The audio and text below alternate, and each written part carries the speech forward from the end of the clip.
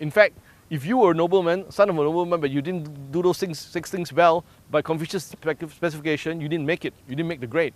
So he made it open to the public. And he taught it with such passion and without discrimination that on that basis alone, his contribution to education in China is unmatched. But here's the rub. In his time, nobody wanted to hear his story. He was roundly rejected. But that doesn't make him a failure. Because as I said to you before, all the dukes who rejected him, we've forgotten who their children, grandchildren, great-grandchildren are. They're scattered like the sand. But him, after he's died, we are down to the so-called 83rd or 82nd generation of Confucius descendants now. But right up to when the Qing dynasty ended, then there are no more Nobel awards given. So for the last 100 years or so, we didn't have any Nobel awards. But when there was a dynasty, virtually every king gave them some kind of title. And his descendants have 30 plus lordships and 40 plus dukeships, the highest title. None of the other dukes in his day who rejected him ever had that kind of lineage after him. So just bear in mind his achievements. Okay, so Confucius was a young kid who born in a bad neighborhood, didn't have money, didn't have tuition fees to pay the best tutors, but his talent shone out like the sun. His character shone out like the sun. Everybody who ever had a dealing with Confucius realized this guy is just completely off the planet in terms of his ability and his good traits. So good that this man refuses to compromise his principles, whatever the circumstance. Give you an example. When he was 16 years old, he self-taught classics. Everywhere he went, wherever he could see scraps of teachings, he picks them up himself. Every time he sees somebody who's learned, he'll speak to them. Yes, some of the learnings that he did was through semi-formal learning, but a lot self-taught. Very brilliant guy. There was a lord in his dukedom called Loi, and this lord was the most powerful lord of the land. And he had a big dinner inviting lords from all over the world to celebrate. And he walked in there himself. Because in the old days, under Zhao Man Wang, whenever he had a big party, all the people that are talented and scholars were welcome for free. So he said the same must apply to him. So he walked in. And he walked in jauntily, and the butler said, "Excuse me, who are you?" And he says, he introduced himself, and he says, "I'm a scholar." He says, the great lord is having a function today. I'm a scholar. I get a free entry. The guy says, "Excuse me, the people here are all lords and the best scholars known in the world. How are you?" 16. What's your name again? Never heard of you. Guys, excuse me, out. And so he explained to him, he says, from the days of Zhao Man Wang, all the great scholars are welcome. Started repeating the classics to him. And, he knows the perfect walk. A gentleman, a nobleman, has a certain walk. When he walked in, he walked sticking close to the wall. Now you might think, that's a bit strange. Why would a guy walk sticking close to the wall? Because a gentleman realizes his place.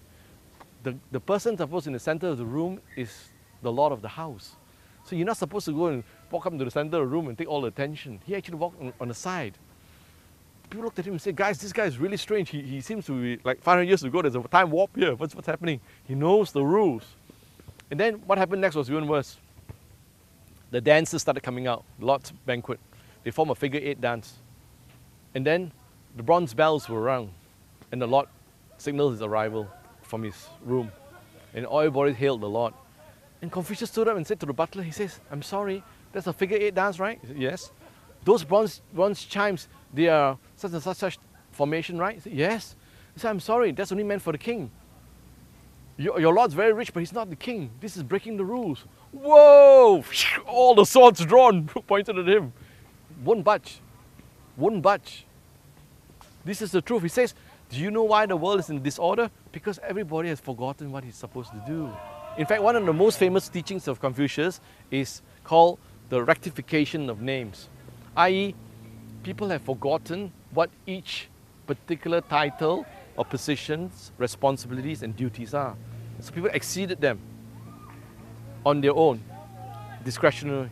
So what happened was the place was in a confused mess. So Confucius was there to clean up the confusion. So he was telling people, "Excuse me guys, You know, all the knives are pointed at him, and he's going, "I'm sorry, your Lord has just broken the law." They bundled him out, threw him out there. And in fact, another Lord was there, and the Lord thought, this boy is brilliant, but even I wouldn't say it because I don't have enough men here to fight these guys. And he stood up against them. But anyway, not far down the track, a few months later, he saw Confucius. And Confucius was there in a funeral parlor procession. And he was blowing trombone-type musical instrument. And he says, this boy is so poor, he has to work in a funeral procession. Actually, Confucius started learning music by working in a funeral procession, funeral parlor. But then a grandmaster recognized his talent. A grandmaster who was blind, who has the same personality type as Confucius. This grandmaster was considered the most talented musician of his time and was paid by the highest lord to become his personal tutor as well as the head of his music orchestra. When the grandmaster reached there, this is sometime before we met Confucius, he heard the music being played. He's blind. And he said, it's the music for the king. It's and I hear those instruments behind them. This backup is for the king. And the Lord said, yes, yes, yes, very good. You're blind, you can hear all these sounds. And the grandmaster said, thank you very much. I won't work for you. Because the Lord had broken the law. He might be the richest, the most powerful guy in the land, but he's not the king. So this guy walked out. And the guy said, what, you blind fool? I'm giving you so much money to be my master. You are telling me what's right and wrong? The guy walked off and became a street musician. The greatest musician of the day became a street musician. But because he had the same personality type, principles comes before power and privilege. Service before self. Right? He took Confucius on and taught Confucius. In fact, he taught Confucius a piece of music called Siu Ngok Xiao Yue. And he knew it was an incomplete piece because it came from the time of Zhao Manwang and Zhao Mouwang. And he played it, and Confucius learned it. First time Confucius played it, his Sifu said, it's pretty good, but not quite right yet. Confucius practiced, and played second time. He says, very good, it's better than what I can do, but something is still missing. So Confucius said, let me work on it. And in his travels around the whole of China, every time he get a chance to learn from a grandmaster or hear a royal orchestra play, he tried to pick up the sounds. And finally, when he got it, he came back and met his grandmaster in his old age, met his grandmaster again, and he played it. And his grandmaster and a few other grandmasters around, they all cried. They said, it was so fantastic, they said, you've got it.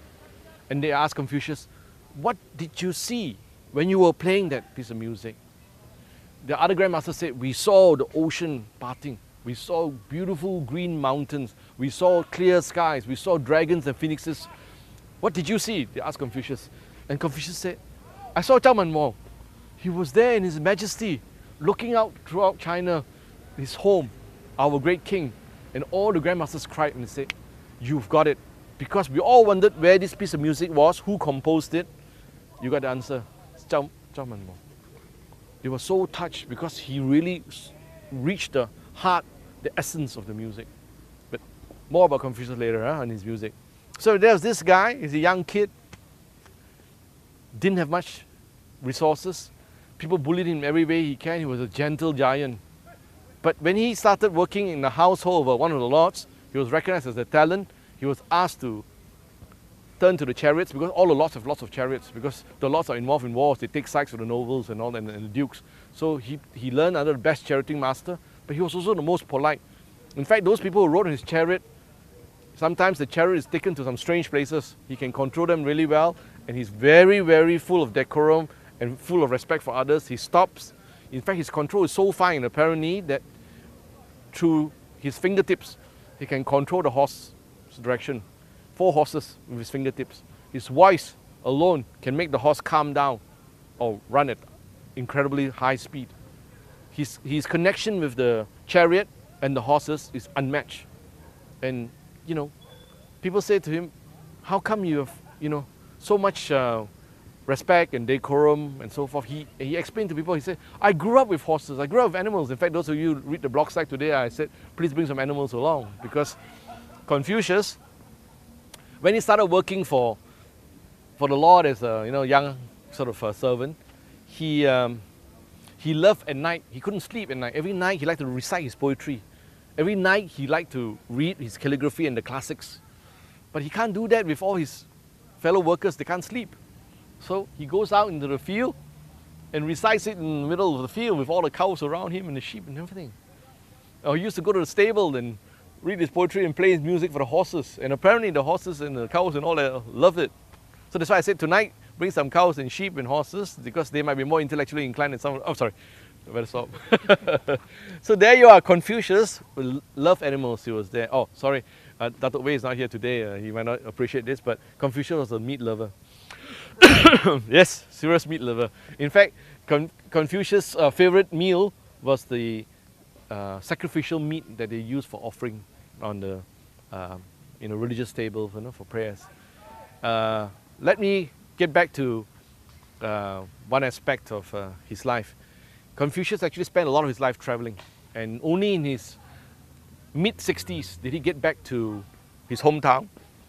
And from the mid-60s to 72 years of age when he passed away, those last 5-6 years was his most productive.